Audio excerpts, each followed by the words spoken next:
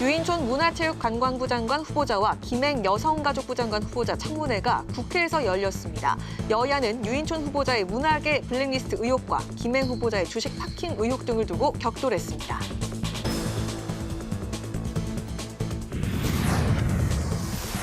한 포털 사이트의 항저우 아시안게임 응원 페이지 댓글 조작 의혹이 여론조작 공방으로 확전되고 있습니다. 여당은 제2의 드루킹 사건으로 규정하며 철저한 수를 촉구했고 야당은 포털 길들이기라고 비판했습니다.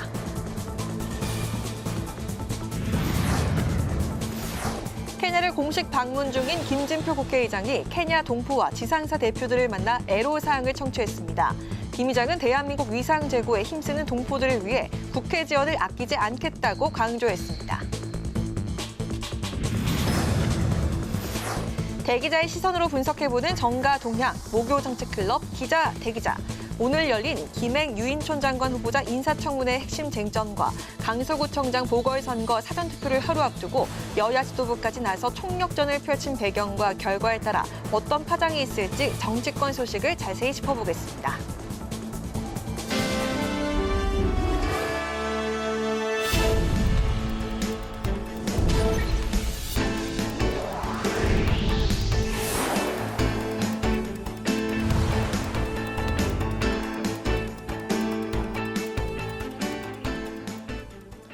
여러분 안녕하십니까? 10월 5일 목요일 국회 라이브 6 시작하겠습니다. 오늘 뉴스는 유인촌 문화체육관광부 장관 후보자 인사청문회 중계방송으로 조금 늦게 방송합니다. 국회 문체위와 여가위는 유인촌 문체부 장관 후보자와 김행 여가부 장관 후보자에 대한 인사청문회를 각각 열고 자질과 도덕성을 검증했습니다. 유 후보자 인사청문회에선 이명박 정부 시절 블랙리스트 의혹을 두고 여야의 치열한 공방이 벌어졌습니다. 김동길 기자가 보도합니다. 유인촌 문체부 장관 후보자 인사청문회에선 이명박 정부 시절 블랙리스트 관여 의혹이 도마 위에 올랐습니다. 민주당은 유 후보자가 문체부 산하 기관장에 대한 강압적인 사퇴 압박 등 문학의 좌파 인사 찍어내기를 했다며 공세를 펼쳤고 국민의힘은 블랙리스트는 실체가 없는 문건이라며 유 후보자를 적극 엄호했습니다. 문체부가 실시한 문화예술계 블랙리스트 진상조사에 따르면 후보자가 장관으로 재직 당시에 강압적으로 퇴출된 문체부 산하 기관장이 20명이 넘습니다. 이념이나 전 정부 사람이라서 해임된 게 아닙니다. 다 절차상의 문제와 업무적 역량과 여러 가지 문제를 지적이 되니까 블랙리스트와 관련해서 본 적도 들은 적도 없다 이렇게 말씀하셨는데 맞습니까? 네, 맞습니다. 그 블랙리스트 관련 의혹으로 처벌받은 적이 있습니까? 없습니다. 네. 전혀 없는 사실을 가지고 지금 계속적으로 저는 정치 공세를 하고 있다 이렇게 생각을 합니다. 국민의힘은 유 후보자가 역사 박물관 건립 등 문화예술계 인프라 확충 성과들을 거론하며 장관 적임자임을 강조했습니다. 박물관 또 예술관 건립에 이어서 후에 저희가 그 소프트웨어로서 더 향유할 수 있는 어떤 정책을 고민한 게 있으실까요? 문화산업 이 K 컨텐츠 쪽은 굉장히 성장은 많이 됐지만 실제로 기반을 준비를 많이 못했죠 지금. 예. 그래서 그 기반을 더 늦기 전에 좀 빨리 시작해야 된. 유 후보자는 자녀 증여 탈세 의혹에 대해선 적법한 절차에 따라 세금을 모두 납부했다며 선을 그었고 무직 상태에서 능력이 뛰어난 겁니까? 아니면 아빠 능력이 뛰어난 아빠 찬스를 사용한 것입니까? 제가 증여했다는 말씀도 자료에 분명히 명기를 했고요. 또 그에 따른 증여세도 다 납부를 했고요. 막말 논란에 대해선 가짜뉴스 선동이었다며 적극 반박했습니다. 그 뒤에 뭐 XX 이렇게 붙여놓고 이거는 다 허위이고 조작입니다. 욕을 한 적은 없습니다. 이 밖에 여야 의원들은 문화예술계 진영 논리 타파와 국민 소통을 주문했고 유 후보자는 반대하는 사람들의 의견을 잘 경청하고 치유와 공감, 소통의 문화 정책을 펼쳐 나가겠다고 강조했습니다. 국회 방송 김동길입니다. 국회 여성가족위원회가 여야 갈등으로 파행이 우려됐던 김행 후보자 인사청문회를 극적 합의로 정상적으로 진행했습니다. 하지만 김 후보자의 주식 파킹 의혹에 대한 검증 과정에서 여야는 고성과 막말을 주고받으며 열띤 공방을 벌였습니다. 한규미 기자의 보도입니다. 김행 여성가족부 장관 후보자 청문회가 막판 조율을 거쳐 예정대로 오늘 열렸습니다. 국민의힘은 민주당이 김행 후보자에 대한 청문회 일정을 합의 없이 일방적으로 밀어붙였다며 청문회 전 사과를 요구했고 야당은 사과했습니다. 하지만 김행 후보자의 자료 제출 문제 등을 두고 초반부터 여야의 신경전이 벌어졌습니다. 민주당은 김 후보자가 설립한 위키트리의 가상자산 의혹과 재산 증식 과정 등에 대해 자료 제출을 요구했습니다. 코인 업계의 반감기를 거쳐서 적어도 2024년, 2025년 스티밋과 같이 폭등할 거라고 생각을 합니다. 콜드웰렛을 누가 갖고 있는지 공개하시면 되겠습니다. 이에 김 후보자는 코인을 가져본 적 없다며 황당하다는 의견을 밝혔습니다. 제가 코인을 단 한 번도 가져본 적이 없고요. 2018년인가요? 그때 갔을 적에 경영권 분쟁 상태였습니다. 국민의힘은 야당의 자료 제출이 부실하다는 지적에 대해 자료를 요구하는 목적이 의심스럽다고 지적했습니다. 자료 제출 요구를 한다는 명분으로 마치 이것이 질인지 자료 제출 요구인지 아니면 후보를 깎아내리기 위한 목적인지 이런 데 있어서 우리도 좀 스스로 자중했으면. 야당 의원들은 또 김 후보자와 김건희 여사와의 관계를 추궁했지만 김 후보자는 김 여사와의 친분으로 장관 후보자가 됐다는 것이 말이 안 된다고 반박했습니다. 국회 방송 한규미입니다. 국회 과학기술정보방송통신위원회 안건조정위원회가 우주항공청법 처리를 위해 4번째 회의를 가졌지만 법안 처리에는 난항을 겪고 있습니다. 특히 여야는 외국인과 복수 국적자의 우주항공청장 임명 가능 여부를 두고 이견을 보였습니다. 보도에 남수지 기자입니다. 국회 과학기술정보방송통신위원회 안건조정위원회가 우주항공청 특별법 처리 여부를 논의했습니다. 여야는 앞서 지난 25일 안건조정위 회의를 열어 법안 통과 여부를 논의하기로 했지만 민주당 신임 원내대표 선출로 인해 회의를 연기한 바 있습니다. 안건조정위원회는 여야 간 이견이 있는 법안의 처리 여부를 논의하는 상임위 산하기구로 최대 90일 동안 법안을 심의할 수 있습니다. 또 위원 6명 중 4명이 찬성하면 법안을 통과시킬 수 있습니다. 오늘 회의의 쟁점은 외국인 우주항공청장 임명 가능 여부였습니다. 더불어민주당은 우주항공청이 국가기술과 관련된 만큼 외국인을 청장으로 쓰는 건 부적합하다고 밝혔습니다. 정부와 국민의힘은 시대가 변화하고 있다며 외국 업체와의 협력 시 외국인이 필요할 수도 있다는 뜻을 내비쳤습니다. 우주항공청장을 갖다가 더구나 첨단 전략기술과 첨단 전략산업, 우주 스페이스 안보까지 담당하는 청장을 외국인이냐 복수 국적자로 쓰겠다? 외국의 업체와 서로 협력 관계를 어떻게 구축하느냐에 따라서 우리가 빨리 컨트롤 해서 따라잡을 수 있느냐의 문제예요. 그런 입장이라면 외국인도 할 수 있도록 여지를 남겨놔야 된대. 해외 인력을 모셔와서 하는 경우들은 종종 있습니다. 여야는 우주항공청법에 대한 정의 규정 필요성에 대해선 뜻을 같이 했습니다. 우주항공청의 소관 업무인 우주개발과 항공 업무에 있어 업무 범위를 명확히 하기 위해 용어를 법에 정확히 규정해야 한다는 겁니다. 한편 일각에선 우주항공청 개청은 해를 넘길 가능성이 높다는 분석이 나오고 있습니다. 법 자체는 연내 통과될 수 있어도 국정감사 등 국회 일정을 고려하면 올해 안에 개청하기 위한 시간이 촉박한 상황입니다. 한편 국회 국방위원회는 오늘 법안 심사 소위를 열고 상정된 28건의 법률안을 검토했습니다. 국회 방송 남수지입니다. 아시안게임 축구 한중전 응원 사이트에서 불거진 조작 의혹을 두고 정치권에선 공방이 벌어졌습니다. 여당은 총선을 앞두고 온라인 여론조작 대책이 시급하다는 반면 야당은 정부와 여당이 하찮은 일을 정치적으로 쟁점화해서 포털을 길들이려는 것이라고 맞섰습니다. 김동희 기자입니다. 이번 아시안게임 때 한국과 중국의 남자 축구전 당시 포털 사이트 다음에서 발생한 응원 조작 의혹을 두고 여야는 충돌했습니다. 해외 IP 2개에서 약 2천만 건의 중국 응원 클릭 수가 더 많이 나온 걸 두고 매크로 조작이 원인으로 꼽혔고 정부는 태스크포스를 구성했습니다. 국민의힘은 좌파 성향의 포털에서 해외 세력의 국내 여론 조작 가능성이 드러난 사건이라고 주장했습니다. 또 드루킹 사건을 비롯해 수차례 매크로 논란이 있었는데도 총선을 앞두고 주요 포털 사이트가 여론 조작의 무방비 상태였다는 건 민주주의에 대한 중대 위협이라고 밝혔습니다. 더 심각한 문제는 이런 식으로 손쉽게 응원 조작이 이루어진다면 얼마든지 선거 조작의 길도 열릴 수 있다는 데 있습니다. 또 뉴스 포털과 온라인 플랫폼, SNS 등의 선거 여론 조작을 막을 제도를 마련하고 댓글 국적 표기법 등 관련 법안 처리를 서둘러야 한다고 강조했습니다. 반면 더불어민주당은 좌파 성향 포털을 운운하며 이념 논쟁으로 끌고 가는 건 적절치 않다고 반박했습니다. 그러면서 로그인이 필요한 포털 사이트 댓글과 달리 비로그인 방식 때문에 발생한 문제를 침소봉대하며 사실관계를 호도한다고 비판했습니다. 그 좌파 포털 이렇게 규정 짓고 이 문제를 바라보는 것 자체가 정부 여당이 이 사건 자체를 정략화, 정치 쟁점화하려는 의도가 있다 이렇게 봅니다.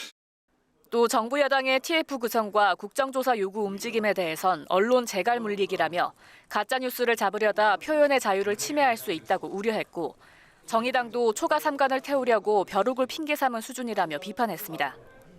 국회 방송 김동희입니다.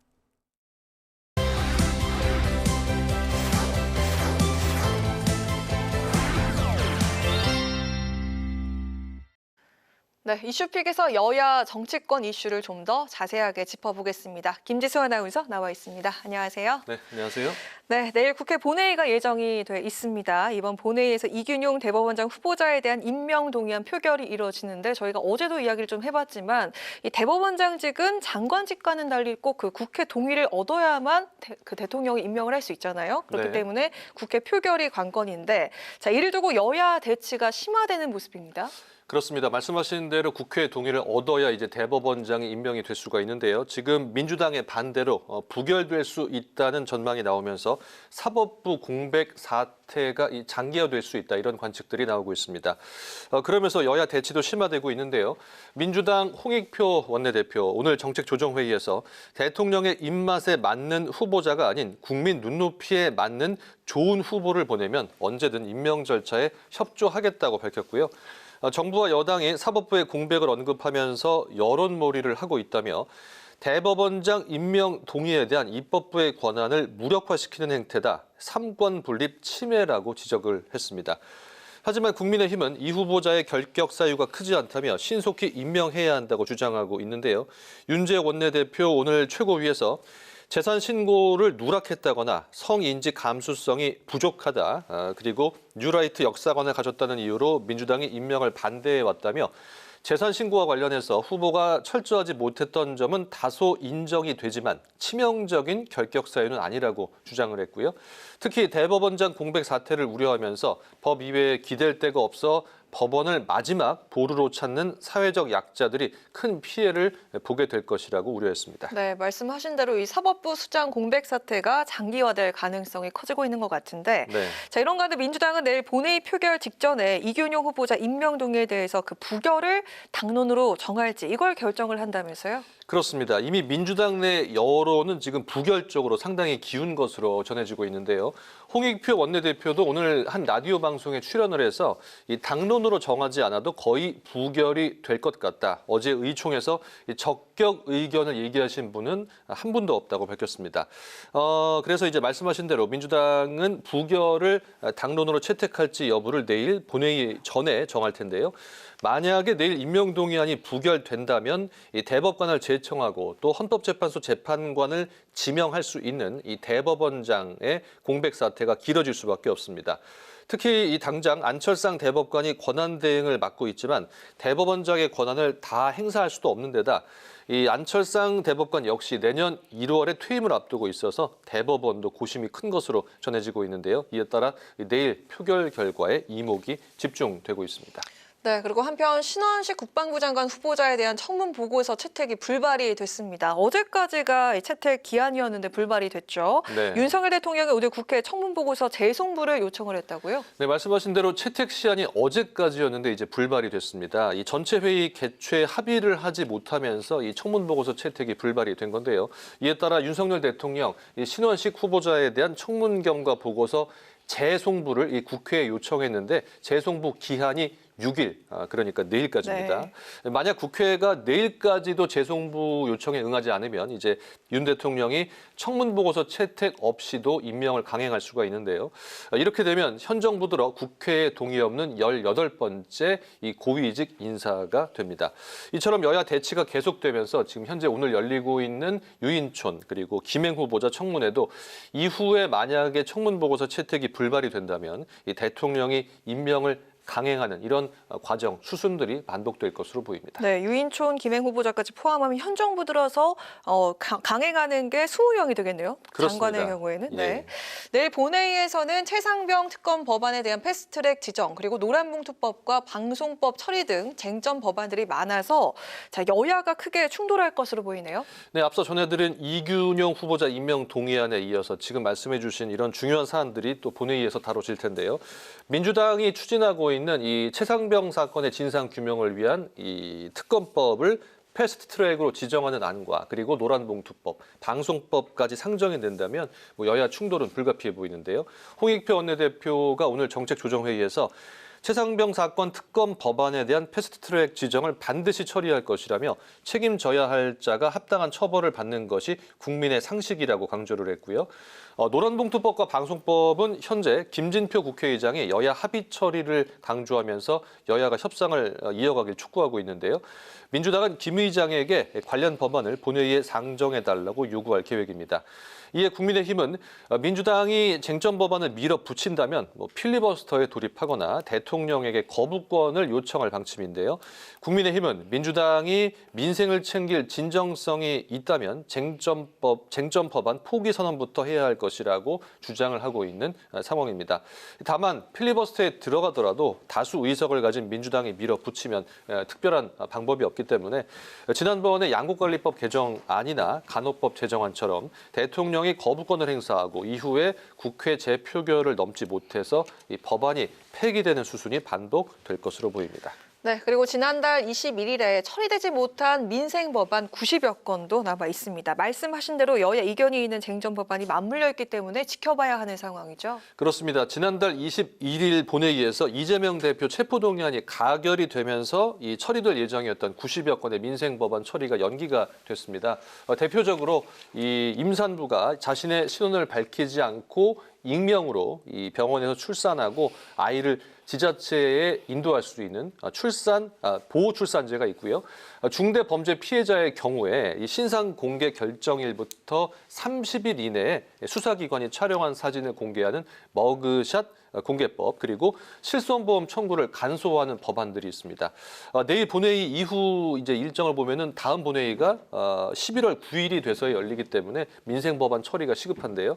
앞서 말씀드린 이균영 후보자 임명 동의안 표결과 더불어서 이 쟁점 법안에 대한 이견으로 여야 충돌이 불가피하기 때문에 앵커가 말씀하신 대로 내일 본회의 상황 조금 더 지켜봐야 될 듯 싶습니다. 네, 그럼 오늘 이슈픽은 여기까지 듣겠습니다. 김지수 아나운서 고맙습니다. 네, 고맙습니다.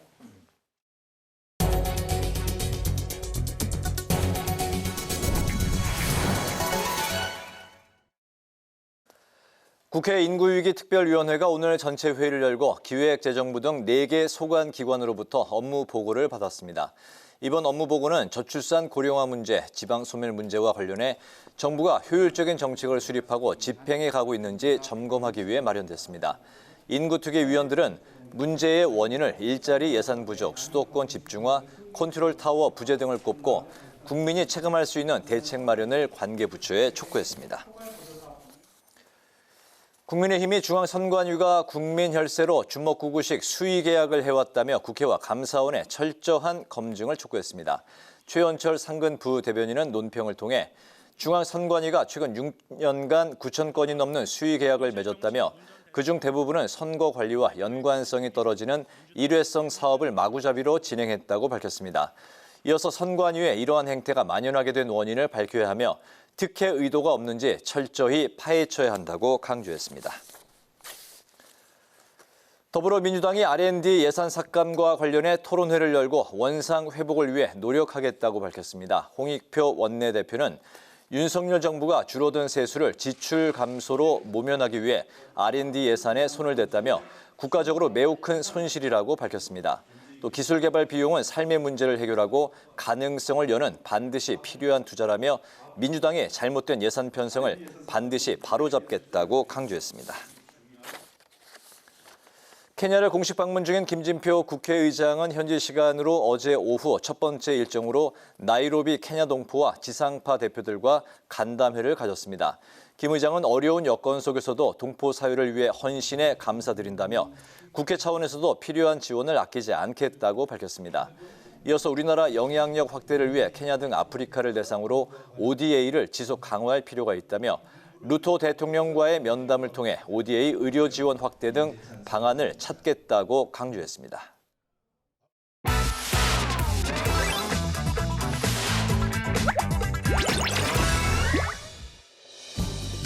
10월 5일 강아랑이 전해주는 정치권의 뜨거운 말말말 강아랑의 정치랑입니다. 첫 번째 주제 사전투표 D-1입니다. 서울 강서구청장 보궐선거 사전투표일을 하루 앞두고 이번 선거에 사활을 걸고 있는 여야의 신경전이 절정에 다다르고 있습니다. 내일과 모레 이틀간 사전투표가 진행되는데요. 장기 단식 후유증으로 회복 치료 중인 이재명 민주당 대표는 오늘 오전 병상에서 영상 메시를 통해 투표를 독려하기도 했습니다. 딱 3표가 부족하다. 국민이 승리하고 역사가 진보하는 이 위대한 행진에 빠짐없이 동참해 주십시오. 민주당은 선거 조직 확대를 위해 홍익표 원내대표와 정청래 최고위원을 총괄 공동선대위원장으로 선임했습니다. 이번 주말 막판 유세 전에 이재명 대표가 직접 모습을 드러낼지도 관심이 쏠리고 있습니다. 이건 그냥 강력한 이재명 대표 중심의 선거를 치르겠다는 확인 도장을 찍는 거구나. 환영합니다. 이재명 대표가 픽한 사람이라는 것. 그러니까 경선에 대한 절차들도 후보들이 많았을 텐데 이재명 대표로 인한 선거였고 또 이재명 대표를 지키겠다고 나섰던 사람이기 때문에 실제 강서 지역 살림을 이끌 준비가 되어 있겠는가. 국민의힘 김태우 후보의 경우 거주지 논란이 불거지기도 했습니다. 민주당은 강서구에 2채의 아파트를 갖고 있으면서 강서구 내 거주지가 불분명하다고 의혹을 제기했습니다. 선거 때 그 지역에 안 살고 있다가 좋은 자리가 나면 그쪽으로 옮겨서 출마하는 경우들이 있죠, 정치권에.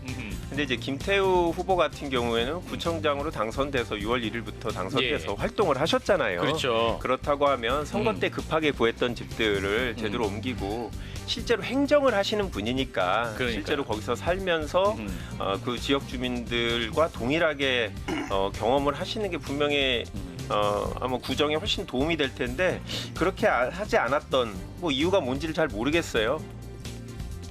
윤석열 대 이재명의 대리전 양상을 띠면서 여느 보궐선거보다 투표율이 높을 것이라는 관측 속에 무엇보다 승패를 가릴 최대 관건이 투표율로 꼽히고 있기도 한데요. 보통 보궐선거가 한 30% 중후반대 나오지 않습니까? 그렇죠. 근데 관심이 높기 때문에 40%는 넘기지 않을까. 윤석열 정부의 국정 운영에 대한 분노, 바꿔야 된다는 여론이 높기 때문에 투표율이 좀 높게 나올 거로 보고요. 양 강성 지지층이 지금 상당히 격해져 있기 때문에요. 투표장에 굉장히 적극적으로 나갈 것 같습니다. 특히 강서구의 경우 민주당이 우세를 보이는 지역인 만큼 투표율이 높으면 민주당의 승리 가능성이 커질 수도 있습니다. 홍준표 대구시장은 최근 사전투표가 20%대 이른다면 야당이 유리하고 투표율이 낮다면 여당의 희망이 있을 것이라고 예측하기도 했습니다. 강서구청장 보궐선거 사전투표. 내일과 모레인 6일과 7일 양일간 강서구 내에 설치된 사전투표소 20곳에서 이뤄집니다. 지지층을 투표장으로 끌어모으기 위한 여야의 총력전이 어떤 결과를 가져올지 귀추가 주목됩니다. 이어서 두 번째 주제는 가결파의 운명은입니다. 10년계로 개편된 민주당 지도부에서 이재명 민주당 대표의 체포 동의안에 가결표를 던진 이른바 가결파 의원들의 징계에 대한 목소리가 연일 이어지고 있습니다. 당내 분란을 계속 일으키는 행위에 대해서는 그래도 적절한 조치는 필요하다. 체포 동의안 가결 전후에 꾸준히 민주당을 흔들어대고 구체적인 행동을 했던 분들에 대해서는 해당 행위에 해당되지 않나. 정청래 최고위원 역시 고름은 살이 되지 않는다라면서 가결파를 응징해야 한다는 취지의 주장을 이어가고 있는데요.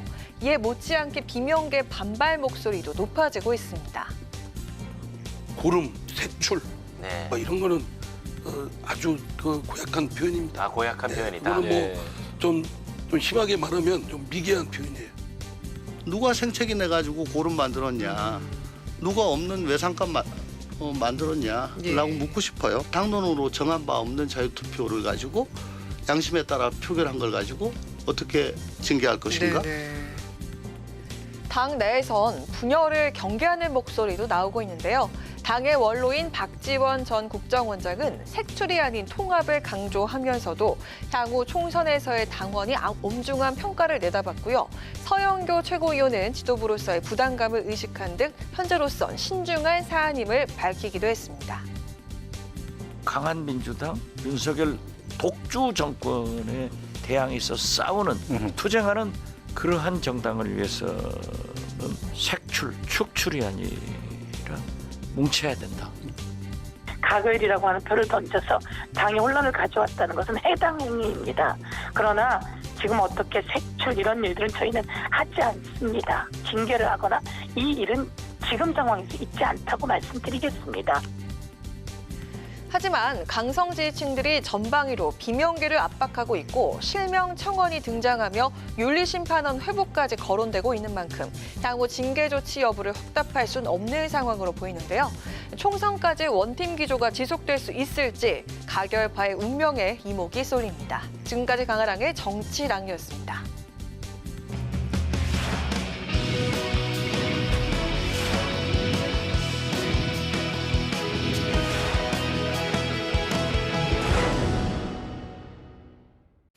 네, 정치권의 동향을 대기자의 시선으로 짚어보는 목요 정치클럽 기자 대기자 시간입니다.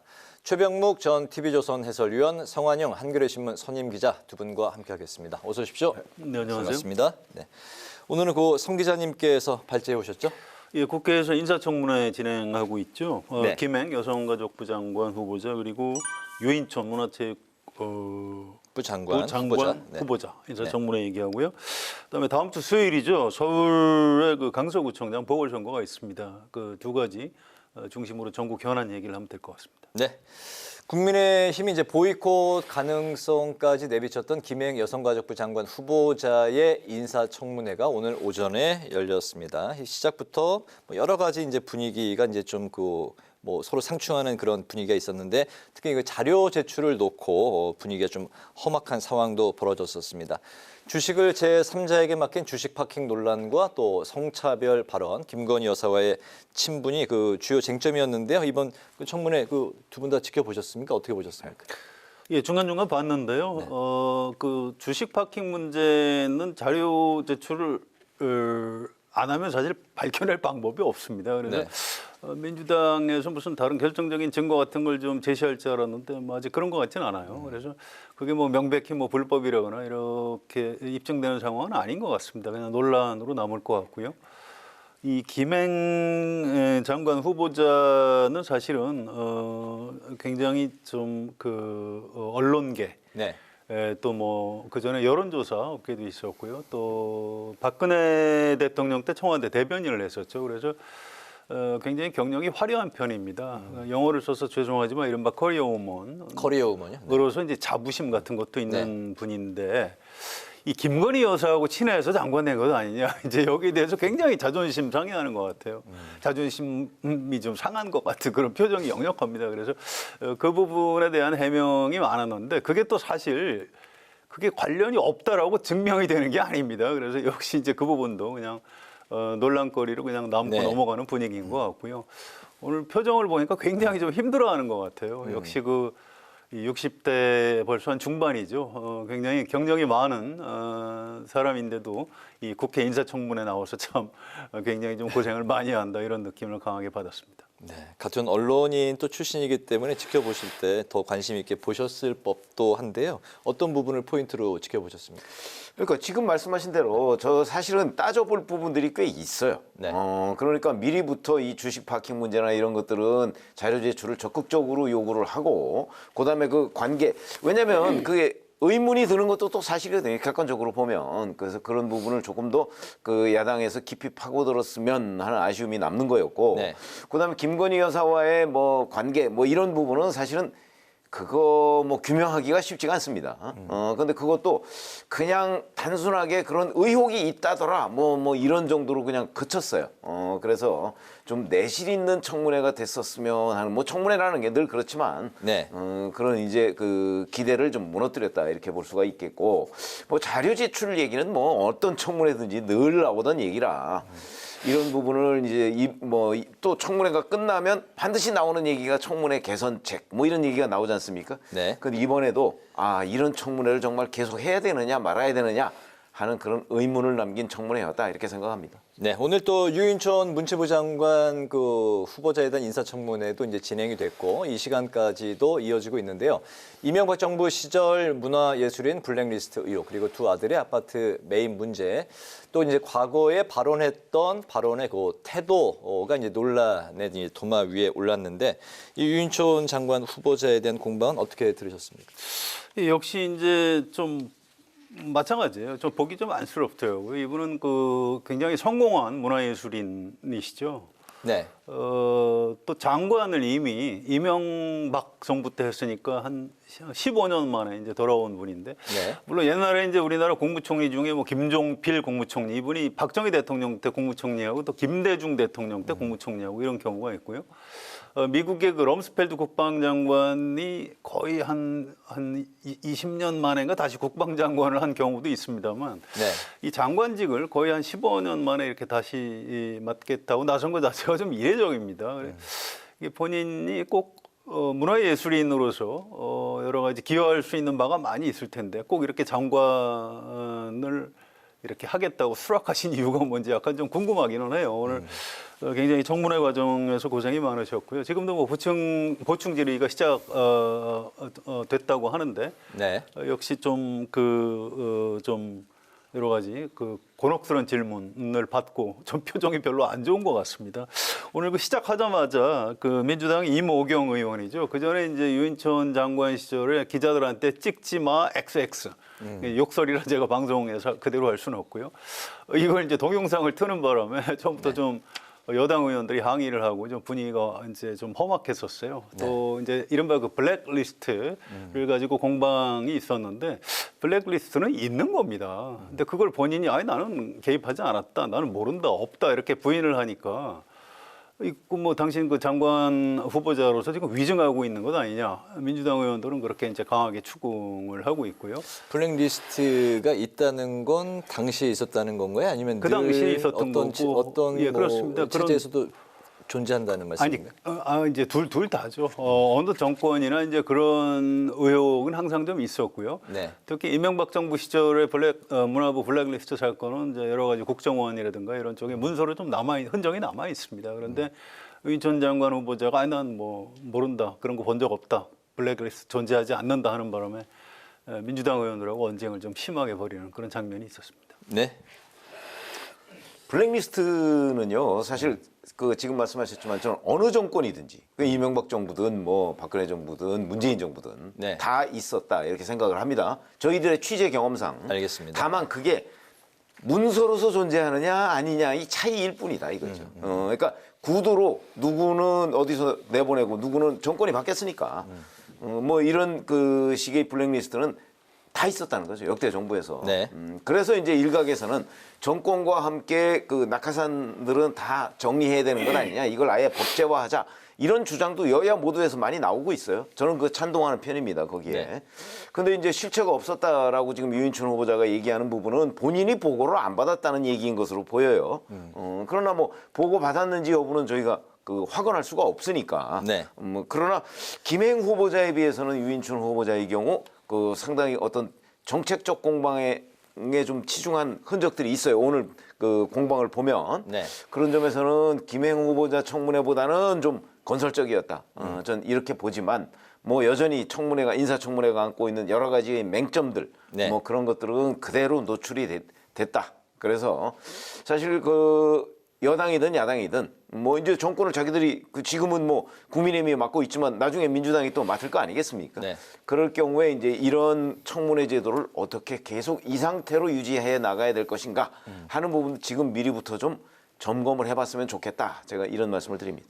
말씀하신 거는 인사청문회에서 늘 나오는 그런 숙제로 계속 이제 남아 있는 언급이 되는 이제 그런 부분인데 그 두 후보자에 대한 이제 그 국회에서의 그 보고서 채택 여부 그리고 이제 그 임명 처리에 대한 거는 좀 어떻게 그 예상을 하실까요? 이건 짧게 좀 들어볼까요? 예, 보고서 처리 아마 안 될 겁니다. 이건 여야가 합의가 되기 어려워요. 물론 개별적으로 의원들을 만나면 좀 다른 얘기를 하긴 합니다. 국민의힘 의원들은 김행 후보자는 사실 우리가 방어가 좀 잘 안 되는 측면이 있다. 그래서 이제 청문회 일정을 잘 못 잡고 민주당이 단독으로 잡았다가 좀 유감 표명을 하고 다행히 이제 여야 의원들이 이제 같이 인사청문회를 진행을 했는데요. 또 여론조사를 결과를 봐도 김행 후보자가 좀 가장 여론이 좀 나쁜 편입니다. 그런데 또 이제 장관 인사청문회라는 게 무슨 임명 동의 표결을 하는 게 아니고요. 사실은 대통령의 인사권, 어떤 행정부 수반으로서 장관 인사권을 가지고 있는 거죠. 그런데 국회 인사청문회로 한번 이제 걸른다 이런 정도의 의미가 있습니다. 그래서 이게 여야가 합의해서 인사청문 보고서 채택을 못하더라도 대통령이 이제 다시 한번 좀 해달라 이렇게 법 절차가 그렇게 돼 있습니다. 요청을 하고 또 국회가 안 해주면 그냥 임명을 강행하는 이런 수순으로 윤석열 정부 들어와서 계속 장관 임명이 좀 그렇게 많이 됐는데 이번 경우에도 뭐 그런 수순으로 가지 않을까 이렇게 예상이 됩니다. 보고서 채택은 좀 어려울 것이고 그리고 이제 대통령의 임명 강행 수순을 밟을 것이다. 어떻게 보십니까? 아니 처음에 인사청문회 하기 전에 이제 신원식 장관 후보자까지 합쳐서 3명의 개각을 했을 때 민주당이 보였던 반응 이걸 보면 청문 보고서 채택이 안 될 거라는 건 누구나 다 짐작할 수 있는 거고요. 그다음에 안 됐을 경우 그러면 윤석열 대통령이 지명 철회하고 뭐 교체하느냐? 뭐 그 지금의 여야 관계를 볼 때 여야 관계 지금 뭐 사실상 이 강요 제청 문제 요 문제가 아니고 다른 문제로 첨예하게 대립되고 있잖아요. 그런 문제가 여기에까지 저는 영향을 미친다고 보고 그러면 지금 현재 뭐 청문 보고서 채택 기대 자체가 어렵다. 청문회 시작하기 전부터 채택 안 되는 걸로 정해졌던 것 아닌가 이렇게 생각합니다. 하지만 결국에 임명은 이제 강행이 될 것이다라고 이제 보시는 거죠. 알겠습니다. 내일 이제 표결이 또 하나 있는데요. 내일로 예정된 이균용 대법원장 후보자 임명 동의안 표결을 둘러싼 여야 간의 이제 수싸움도 치열한데 민주당은 이제 부결 쪽으로 당론이 좀 이제 가는 분위기 속에서 좀 신중한 상황이죠. 당론 채택은 내일 본회의 전까지 지켜보겠다는 입장이고 국민의힘은 이제 사법부의 수장마저 이제 정쟁거리로 삼는 거 아니냐 이렇게 이제 비판을 하고 있습니다. 내일 그 대법원장 후보자에 대한 임명 동의안 처리 결과 어떻게 예상을 하시고 또 결과에 따라서 이게 좀 또 어떤 파장이 있을지 어떻게 보십니까? 만약에 내일 이균용 후보자에 대한 그 임명 동의안 표결에서 부결이 나온다면 35년 만에 처음 있는 일입니다.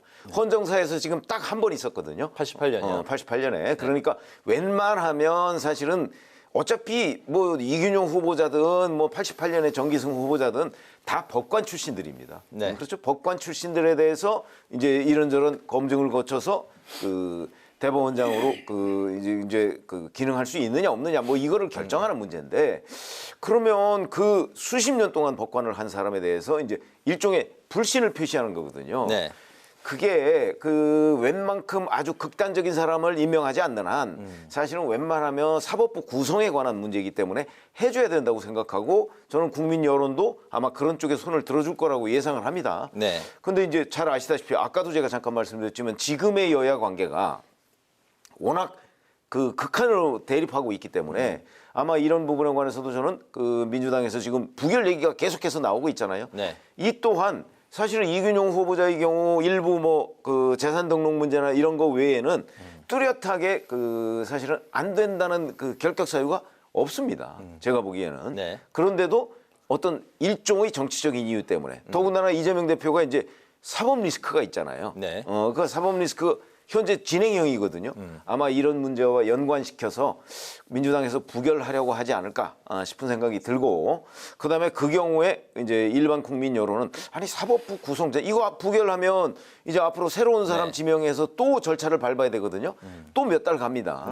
그럴 경우에 이제 후임 대법관 문제, 그다음에 내년 2월에 그 판사들 인사 문제까지 이제 얽혀서 거의 그 사법부의 일종의 뭐 공동화 현상이 생길 가능성이 있거든요.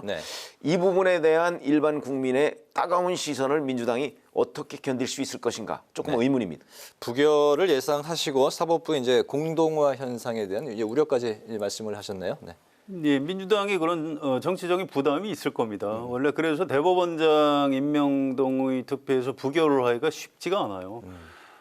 그래서 이제 역대 야당이 뭐 인물이 별로 마음에 안 들어도 사법부 수장 공백 사태에 대한 책임 때문에 이제 웬만하면 좀 찬성을 해줬고요. 또 이제 그 즈음에 대통령하고 야당하고 이제 어느 정도 대화가 이루어져서 뭐 정치적인 절충이 이루어진 것도 사실입니다. 그래서 35년 동안 별일이 없었던 건데 이번에는 좀 이상해요. 이게 어떤 맥락이 있냐 하면은요. 문재인 정부 때 이제 대법원장을 김명수 대법원장을 시켰고요.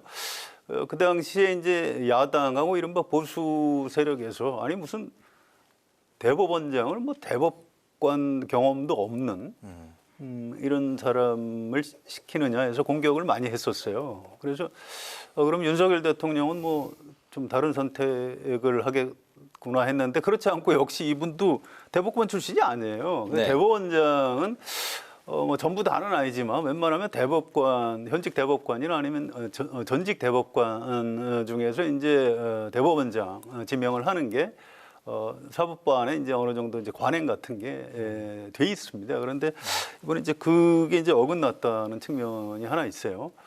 또 한 가지는 이게 이제 임명 동의 표결이 필요합니다. 장관들하고 다른 거죠. 이거는 헌법에 국회 임명 동의를 받게 돼 있습니다. 그래서 반드시 받아야 되죠. 그렇습니다. 그래서 이건 민주당에서 가지고 있는 권리예요. 그래서 이걸 대통령실에서도 이제 후보 지명을 할 때도 그런 부분을 좀 고려했어야 되는데 고려하는 흔적이 전혀 없습니다. 그래서 이건 이제 부결이 될 것 같고요.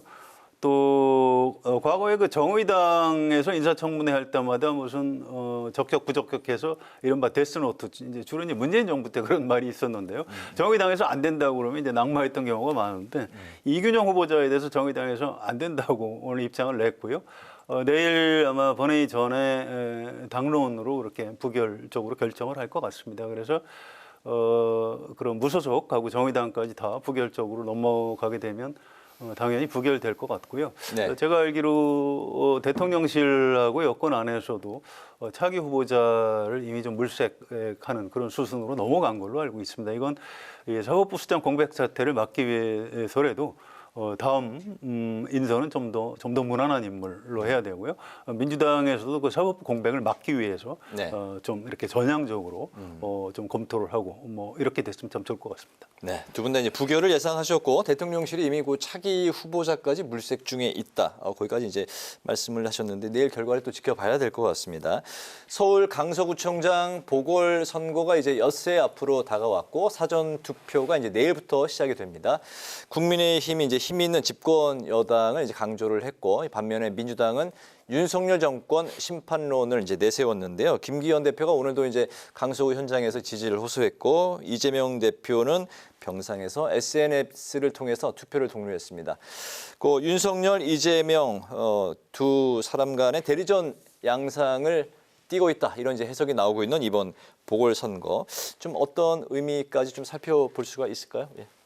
제가 보기엔 뭐 대리전, 뭐 총선의 전초전 이런 표현이 언론에 많이 등장하거든요.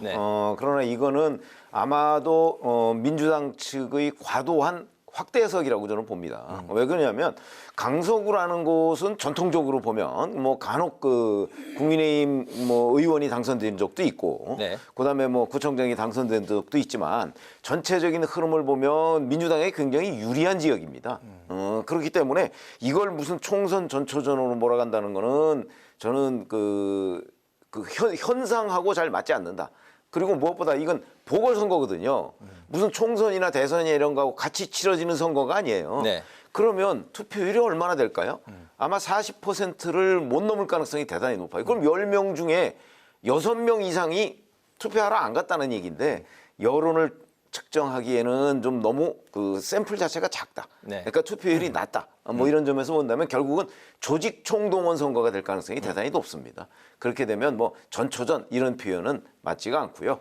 그냥 그 여야 간의 어떤 결집된 지지층 간의 대결. 네. 여기에서 누가 이기느냐 뭐 이 게임으로 저는 이해하고 있습니다. 여야 간의 결집된 뭐 지지층 간의 대결이지만 뭐 총선 전초전까지 확대 해석을 할 필요는 없다. 예. 예, 뭐 그런 측면이 있습니다.